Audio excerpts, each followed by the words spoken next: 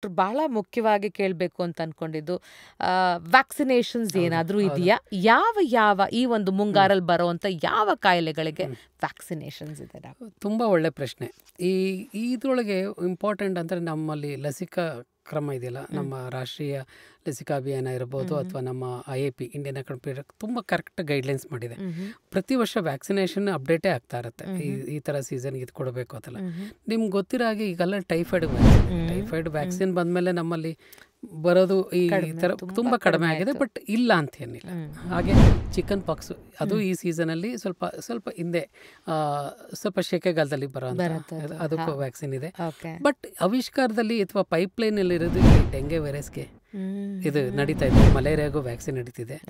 But ಎಲ್ಲದಕ್ಕಿಂತ ಮುಖ್ಯವಾಗಿ ನಾನು ಹೇಳ್ಬೇಕಾರೋದು ಅಂದ್ರೆ ನಮ್ಮ ಅತಿಸಾರ ವಾಂತಿ ಭೇದಿ ಪ್ರಕರಣಕ್ಕೆ ರೋಟಾ ವೈರಸ್ ವ್ಯಾಕ್ಸಿನ್ ಇದೆ.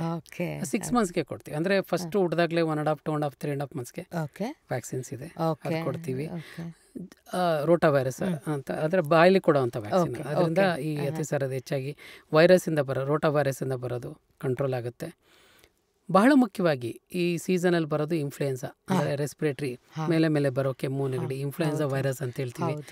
ನೀವು ಕೇಳಿರ್ತೀರ ಒಂದು ಕಾಲದಲ್ಲಿ H1N1 ಕೂಡ ಆಗಿತ್ತು. ಅದಕ್ಕೆ ಆ ಸೀಸನ್ಗೆ ತಕ್ಕನಾಗಿ ವ್ಯಾಕ್ಸಿನ್ಗಳಿದ್ದಾವೆ. ಇನ್ಫ್ಲೂಯೆನ್ಸಾ ವ್ಯಾಕ್ಸಿನ್ ಅಂತ 6 ತಿಂಗಳು ನಂತರನೇ ಕೊಡೋಕೆ ಶುರು ಮಾಡ್ತೀವಿ. ಅದು ಇಂಪಾರ್ಟೆಂಟ್. ಓಕೆ, ಅಂದರೆ ನನಗೆ ಅಫ್ಕೋರ್ಸ್ ನಾನು ಅಜ್ಜಿ ಡಾಕ್ಟರ್, ಮೊಮ್ಮಗನ ಕರ್ಕೊಂಡು ಹೋಗಿ ಅಭ್ಯಾಸ ಚೆನ್ನಾಗಿದೆ.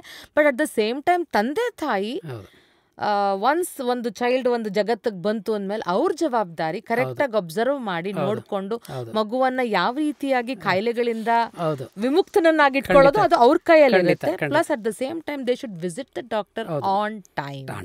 ಕರೆಕ್ಟ್. ಎಲ್ಲ ಕಡೆ ಅವೈಲೇಬಲ್ ಇದೆ, ನಿಮಗೋಸ್ಕರ ಅವ್ರು ಕೂತಿರ್ತಾರೆ, ಅವರ ಸಹಾಯನ ತಗೋಬೇಕು. ಇದನ್ನ ಕೇಳುವಾಗ ಡಾಕ್ಟರ್ ಅಫ್ಕೋರ್ಸ್ ನೀವು ಆಲ್ಸೋ ಟೋಲ್ಡ್ ಬೇಕಾದಷ್ಟು ಯಾವ ರೀತಿ ತಡೆಗಟ್ಬೋದು ಅಂತ. ಸಣ್ಣ ಪುಟ್ಟ ಮನೆ ಮದ್ದುಗಳೇನಾದ್ರೂ ಇದೆಯಾ ಡಾಕ್ಟರ್? ಖಂಡಿತ ಇಂಪಾರ್ಟೆಂಟು. ಈಗ ಏನಂದ್ರೆ ಹೆಚ್ಚಾಗಿ ಈ ಜ್ವರಗಳು ಬಂದಾಗ ಅತಿಯಾದ ಜ್ವರ ಬಂದ್ಬಿಡುತ್ತೆ. ವೈರಲ್ ಫೀವರ್ ಅಂದ್ರೆ 102, 103 ಹೋಗ್ಬಿಡುತ್ತೆ. ಸ್ಪಾಂಜಿಂಗ್ ಮಾಡಿದ್ರೆ ಎಷ್ಟೋ ಜ್ವರ ಕಮ್ಮಿ ಆಗುತ್ತೆ. ಲ್ಯೂಕಾಮ್ ವಾಟರ್ಲಿ ಸ್ಪಾಂಜ್ ಮಾಡಿದ್ರೆ ಜ್ವರದ ತೀವ್ರತೆ 1-2 ಡಿಗ್ರಿ ಕಮ್ಮಿ ಆಗುತ್ತೆ. ಬ್ಯೂಟಿಫುಲ್. ಆಮೇಲೆ ಇನ್ನೊಂದು ಹೇಳ್ಬೇಕಂದ್ರೆ ಈ ಕೋಲ್ಡ್ ಕಾಫ್ ತುಂಬಾ ಕಟ್ಕೊಂಡಿದೆ, ಮೂಗು ಕಟ್ಕೊಂಡಿದೆ, ಸ್ಟೀಮ್ ಇನ್ಹಲೇಷನ್ ವೆರಿ ಇಂಪಾರ್ಟೆಂಟ್. ಸ್ವಲ್ಪ ಕಾಫ್ ಮೆಡಿಕೇಶನ್ಸು ಆ ಥರ ಹನಿ ಅಂಡ್ ಹಳದಿ ವಾಟರ್ ನಿಮಗೆಲ್ಲ ಗೊತ್ತು, ತುಳಸಿ ವಾಟರ್ ಅದೆಲ್ಲ ರೆಕಮೆಂಡೆಡ್. ಅದಕ್ಕೆ even WHO recommends honey for. But ಎಷ್ಟು ಕೊಡಬೇಕು, ಎಷ್ಟು ಪ್ರಮಾಣ ನೋಡ್ಕೊಂಡೇ ಕೊಡಬೇಕು. ಸೊ ಇದ್ರ ಬಗ್ಗೆ ಮನೆ ಮದ್ದುಗಳ ಬಗ್ಗೆ ನಮಗೂ ನಂಬಿಕೆ. ಆಮೇಲೆ ಗುಡ್ ನ್ಯೂಟ್ರಿಷನ್, ಪೌಷ್ಟಿಕವಾದ ಆಹಾರ ನಿಮ್ಮ ರಿಕವರಿಗೆ ಭಾಳ ಹೆಲ್ಪ್ ಆಗುತ್ತೆ. ಅದು ಭಾಳ ಅದರಲ್ಲಿ ಹಣ್ಣು ಇವೆಲ್ಲ ಮನೆ ಮದ್ದೆ. ನಿಜ, ಖಂಡಿತ ಮನೆ ಮದ್ದೆ ಬಹಳ ಮುಖ್ಯ ಆಗುತ್ತೆ ಒಂದು ಮಗುವಿನ ರಿಕವರಿಗೋಸ್ಕರ. ಸೊ ಆಕ್ಚುಲಿ ಎಷ್ಟು ಥ್ಯಾಂಕ್ಸ್ ಹೇಳಿದ್ರು ಸಾಲಲ್ಲ ಡಾಕ್ಟರ್ ನಿಮಗೆ. ಪ್ರೋಗ್ರಾಮ್ಗೆ ಅದಕ್ಕೆ ಬಂದಿರೋದು.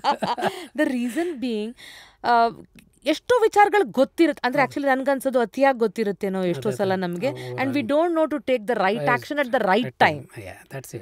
So right action at the right time ಬಹಳ ಮುಖ್ಯ ಆಗತ್ತೆ. ಸೊ ಎಲ್ಲಾ ತಂದೆ ತಾಯಿಗಳಿಗೆ ಬಹಳ ಬ್ಯೂಟಿಫುಲ್ ಆಗಿ ಈ ಒಂದು ಮುಂಗಾರಲ್ಲಿ ಬರುವಂತಹ ಸಣ್ಣ ಕಾಯಿಲೆ ಬಿಟ್ರೆ ದೊಡ್ಡ ಕಾಯಿಲೆಗಳಾಗತ್ತೆ, ಅದಕ್ಕೆ ಹೇಗೆ ನಾವು ನಿಯಂತ್ರಿಸ್ಕೋಬಹುದು ಅಂತ ಬಹಳ ಸೊಗಸಾಗಿ ತಿಳ್ಕೊಟ್ಟಿದ್ದೀರಾ.